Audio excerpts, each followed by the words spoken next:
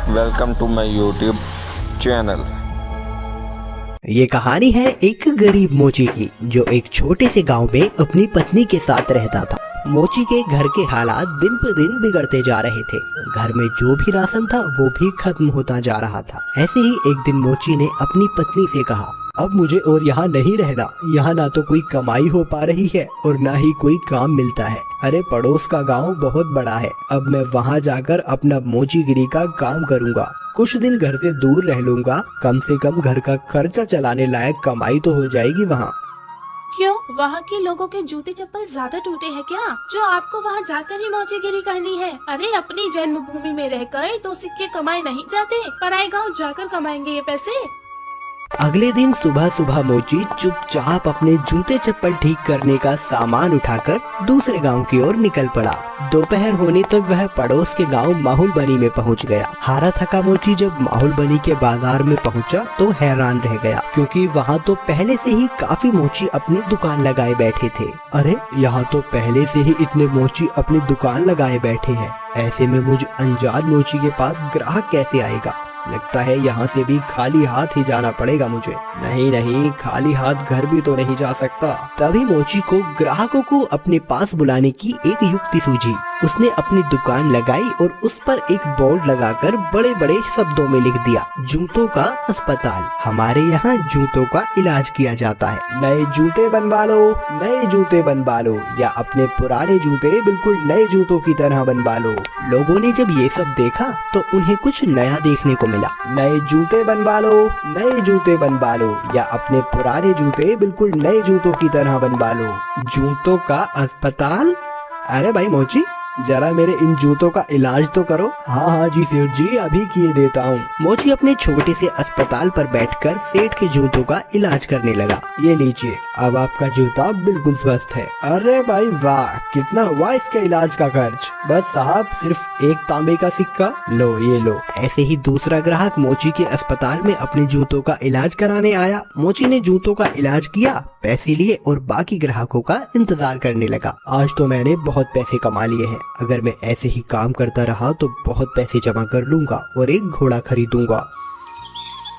उसने बहुत मेहनत से काम किया और कुछ ही दिनों में 4 सोने के सिक्के जमा कर लिए। उनमें से उसने 2 सोने के सिक्कों के बदले एक व्यापारी से एक घोड़ा खरीदा और घर लौटने का फैसला किया। अगले दिन उसने अपना सारा सामान बांधा और घर के लिए निकल पड़ा। अपने रास्ते में उसे एक घने जंगल से गुजरना पड़ा, जहाँ उसने डाकुओं का एक झुंड देखा। हे भगवान, ये तो डकैत लगते हैं। ये डकैत मेरा सारा पैसा ले जाएंगे और मैं एक बार फिर से गरीब बन जाऊंगा। अब मैं क्या करूं? मोची बहुत चतुर था। उसने हिम्मत नहीं हारी और उसने एक योजना बनाई। उसने एक सोने का सिक्का घोड़े के गले में बांध दिया और आगे चला। चोरों ने उसे पकड़ लिया। अरे ओ, फटाफट अपना सारा पैसा निकालो, चलो जल्दी करो। देखो, मैं एक गरीब मोची हूँ, मेरे पास इस घोड़े के सिवाय और कुछ नहीं है। कृपया मुझे जाने दो डाकू भाई। जैसे ही उसने ये सुना, घोड़ा रेका और उसके गले से वो सोने का सिक्का नीचे जमीन पे गिर गया। अच्छा मक्कार झूठे, हमसे झूठ बोलने की तेरी हिम्मत कैसे हुई? अगर तेरे पास कुछ नहीं था तो ये सोने का सिक्का तेरे पास कहाँ से आया? रुकिए, अभी मैं आपको सब सच बताता हूँ। दरअसल ये घोड़ा सोना उत्पन्न करता है, इसी वजह से मुझे सारे पैसे मिलते हैं। ठीक है, ये घोड़ा तुझे हमें देना होगा, हम तभी तुझे यहाँ से जिंदा जाने देंगे। नहीं, बिल्कुल भी नहीं। अगर मैं इसे तुम्हें दे दूंगा तो मेरे पास कुछ भी नहीं बचेगा। चलो, हम तुम्हें इसके बदले 50 सोने के सिक्के देंगे। ठीक है, पर एक बात का ध्यान रखना कि बारी बारी से अपने साथ इस घोड़े को रखना, वरना आखिर में तुम सब पैसे के लिए लड़ते ही रह जाओगे। मोची ने घोड़ा बेच दिया और घर लौट आया। वो बहुत खुश था कि उसे सोने के सिक्के मिले थे। इस पैसे से उसने अपने ही गांव में थोड़ी सी जमीन खरीदी। इस बीच डकैत भी घोड़े को लेकर अपने अड्डे पर पहुंच गए। वहां डकैतों के सरदार ने अपने आदमियों से कहा, इस गिरोह का सरगना होने के नाते इस घोड़े को सबसे पहले मैं रखूंगा। उन सब ने अपने सरदार की बात मानी और उस रात सरदार अपने अड्डे पर उस घोड़े के साथ सोया। अगली सुबह जब वो उठा तो उसने देखा कि वहाँ अस्तबल में कुछ भी नहीं था। उसने पूरा अस्तबल सही से देखा पर उसे कुछ नहीं मिला। वो जान गया कि इस मोची ने उसे बेवकूफ बनाया है। इस बीच एक और डकैत वहाँ आया। सरदार, आपको सोना मिला? हमें भी बताइए कि कितने सोने के सिक्के घोड़े ने उत्पन्न किए। तुम खुद ही ये पता लगा लोगे जब आज रात तुम खुद ही इस घोड़े को रखोगे। सरदार ने किसी से कुछ नहीं कहा क्योंकि वह अपने आप को बेवकूफ साबित नहीं होने देना चाहता था। एक एक करके सभी डकैतों ने घोड़े को अपने साथ रखा, पर उनमें से किसी को कुछ नहीं मिला। वे सब समझ गए कि उन्हें बेवकूफ बनाया गया है। उस मोची ने हमें बेवकूफ बनाया है, अब हम उसे सबक सिखाएंगे। सरदार, उसने ये साधारण सा घोड़ा हमें 50 सोने की मोहरों में बेचा है। हम उससे अपना पैसा वापस लेंगे और हमें धोखा देने की जुर्रत की सजा देंगे। हाँ, चलो चलो। वे सब के सब मोची के घर की तरफ निकल पड़े। मोची अपने खेतों में काम कर रहा था। उसने सभी डकैतों को अपने घर की तरफ आते हुए देख लिया। मोची जल्दी से अपने घर में गया और अपनी पत्नी से बोला, अरे भाग्यवान, मेरी बात ध्यान से सुनो। अभी एक डकैतों का झुंड यहाँ आएगा और जब वो मेरे बारे में पूछे तब तुम उनसे कहना कि मैं खेतों में काम कर रहा हूँ। फिर हमारे कुत्ते जबरा को भेजना मुझे बुलाने के लिए। ये कहकर वो अपने घर के पीछे छुप गया। कुछ देर के बाद चोर वहाँ आ पहुँचे। वो मोची कहाँ है? बुलाओ उसे, हम उससे बात करना चाहते हैं। वो तो खेत पर गए हुए हैं। आप रुकिए, मैं अभी अपने कुत्ते को भेजती हूँ उन्हें बुलाने के लिए। जबरा, तनिक अपने मालिक के पास तो जाना और जाकर उनसे कहना कि कुछ लोग उनको बुलाने आए हैं।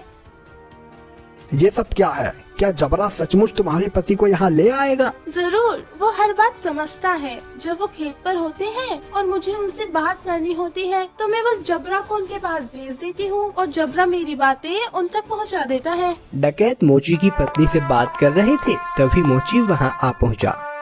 ओह डकैत भाई, आप आए हैं। जबरा ने मुझे बताया कि आप मुझसे कुछ बात करना चाहते हैं। हमें तुम्हारे इस घोड़े से कुछ नहीं मिला। तुमने हमें धोखा दिया, हमसे झूठ बोला। अरे आप कैसी बात कर रहे हैं? मुझे लगता है आपको कुछ तो गलतफहमी हुई है। आज जो कुछ भी मेरे पास है सब कुछ उस घोड़े की बदौलत ही है। अच्छा चलो ठीक है, हम तुम पर एक बार और विश्वास करते हैं, पर उसके बदले तुम्हें हमें ये कुत्ता भी बेचना होगा। अरे नहीं, बिल्कुल भी नहीं। मैं इस कुत्ते को तुम्हें नहीं बेच सकता। अरे चलो, हम इसके लिए तुम्हें 40 सोने के सिक्के देंगे। थोड़ा इनकार करने के बाद मोची सहमत हो गया कुत्ता बेचने के लिए। चोरों ने जबरा को लिया और चले गए। जब सभी डकैत अपने अड्डे पर पहुंचे तो सरदार ने ऐलान किया कि वो पहला होगा जो कुत्ते को अपने पास रखेगा। बाकी डकैतों ने उसकी आज्ञा मानी और चले गए। सरदार ने अपने बेटे श्याम को बुलाया। सुनो श्याम, मैं अब काम पर जा रहा हूँ। अगर मेरी जरूरत पड़े तो इस कुत्ते को मुझे बुलाने के लिए भेज देना। जैसा आप कहो पिताजी। कुछ देर बाद एक डकैत को अपने सरदार से एक काम आन पड़ा। उसने श्याम के पास आकर सरदार को बुलाने के लिए कहा, आप रुकिए, मैं तुरंत उन्हें बुलावा भेजता हूँ। जबरा, जा और जाकर पिताजी से कहना कि कोई वहाँ आया है उनसे मिलने। जबरा सरदार के अड्डे से भागा और बजाय सरदार के पास जाने के वो सीधा मोची के पास गया। जब सरदार घर वापस आया तब उसने देखा कि जबरा वहाँ नहीं था। वो जान गया कि जबरा जरूर अपने मालिक के पास गया होगा, तो वह अकेला फिर से मोची के घर गया। सुनो, क्या जबरा तुम्हारे पास आया हुआ है? हाँ, वो यहाँ आया है। मेरे ख्याल से उसे जरूर मेरी याद आ रही होगी। मेरी मानिए तो उसे थोड़ा सा समय दीजिए, अंत में वो आपको अपना मालिक स्वीकार करने ही लगेगा।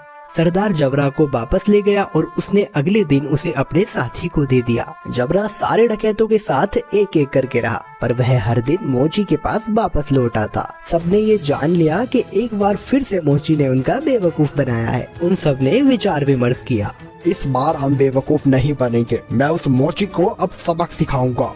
इस बार सारे डकैत मोची के घर पहुँचे। उन्होंने मोची की एक न सुनी और मोची को एक बोरे में डाला और उसे लेकर वहाँ से चल दिए उसे सबक सिखाने के लिए। मोची चुपचाप बोरे में पड़ा रहा। रास्ते में वे सब एक मंदिर के पास से गुजरे, तभी एक डकैत ने कहा, सरदार, गर्मी बहुत ज्यादा है, क्यों ना कुछ देर यहीं आराम किया जाए। सरदार भी उसकी बात मान लेता है और मोची को वहीं छोड़कर मंदिर में आराम करने के लिए चले जाता है। सुअरों का एक झुंड वहाँ से गुजर रहा था और जब मोची ने सुअरों के झुंड की आवाज सुनी तो मोची को एक उपाय सूझा और उसने तेज आवाज में चिल्लाना शुरू किया, मैं ऐसा नहीं करूँगा, मैं ऐसा नहीं करूँगा, मुझे छोड़ दो, मुझे जाने दो। सुअरों के मालिक ने उसकी आवाज सुनी और वो उसकी ओर आया।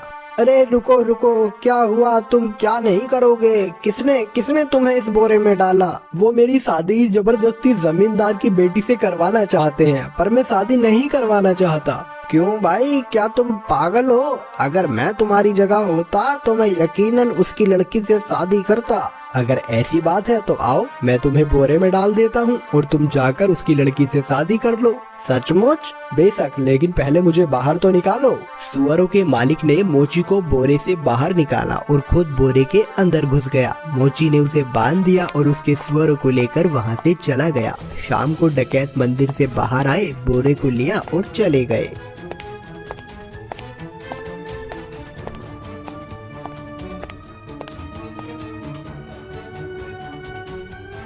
क्यों ना इस मोची को हम यहाँ इस कीचड़ में फेंक दें, ये इसे अच्छा सबक मिल जाएगा।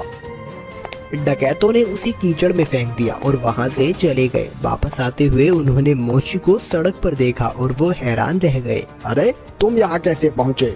डकैत भाई, उस कीचड़ के नीचे एक जादू स्थान था और वहाँ बहुत सारा सोना था और बहुत सारे सुअर उस सोने की रखवाली किया करते थे। मैं इन सुअरों की मदद से वहाँ से वापस आया और कुछ सोना भी अपने लिए लेकर आया हूँ। अब फिर से वहीं जा रहा हूँ। अरे सुनो, हमें तुम उस जादुई स्थान पर ले चलो और खबरदार, तुम वहाँ रखे सोने को अब हाथ भी नहीं लगाओगे। पर मैं, अरे जैसा मैं कहता हूँ वैसा करो।